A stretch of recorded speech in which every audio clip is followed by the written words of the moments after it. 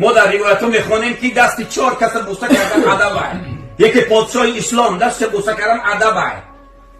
بعضی مستحب گفتن، مستحب حکم ادب داره. یکی استاد علم که تو علم خواند، قرآن خواند، تعلیم داد، استاد کسب، استاد علم. یکی پدر، یکی مادر، 4 تا شد. یکی پای کی رو بوسه کردن در کار؟ پای حتی پیامبر صلی الله علیه و سلم ممنوع است، ممکن نیست. پای استاد ممکن نیست، پای پادشاه ممکن نیست. لیکن کفی پای مادر و پدر بوسه کردن این بهترین ادب هاست. هر کی کفی پای مادر بوسه میکند یا کی کفی پای پدر بوسه میکند، والله سنجرای در جنت بوسه کرده است. سنجرای در خون کعبه را بوسه کرده است. در روایت ها میخوانیم یک انسان هیچ کار نکند، بیا روی پدرش رو تماشا کند، همیشه بشینه نیم ساعت چهره مادر یا پدرم که تماشا کرده بشیند، والله گویا که نماز نافله خوانده باشد. من در کتاب وصیت‌نامه پیغمبرمان صلی الله علیه و سلم خواندم که دوست داشته ترین بنده خدا بنده است که این دعا را میخواند: ربی اینی ظلمت نفسی فاغفر لی فانه لا یغفر الذنوب الا انت. میخواستم این را پرتر بر من میفهموندید. با احترام یکی از مخلصان اشدی، شما استاد عزیز.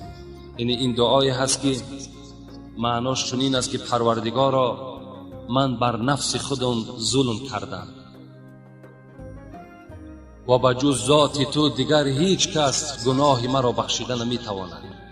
خدای گناه مرا ببخش. این بهترین دعاست. اگر کدام ما و شما خداوند میگوید من دعا را دوست میدارم، وقتی همین بنده دستش پهن میکند من دوست میدارم. از شما سوال کردنیم که آیا پولی که در فوتبال یا والیبال مانده می شود حلال است یا حرام؟ و پررگی با سوال ما جواب دهید.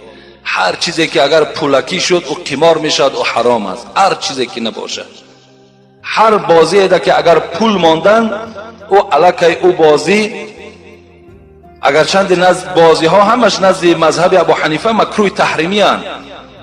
یکی وقتی پول مانده شد او علاکه ای میسیر، یعنی از قمار حساب می شود. او علاکه پول قمار می شود، او حتمی حرام است.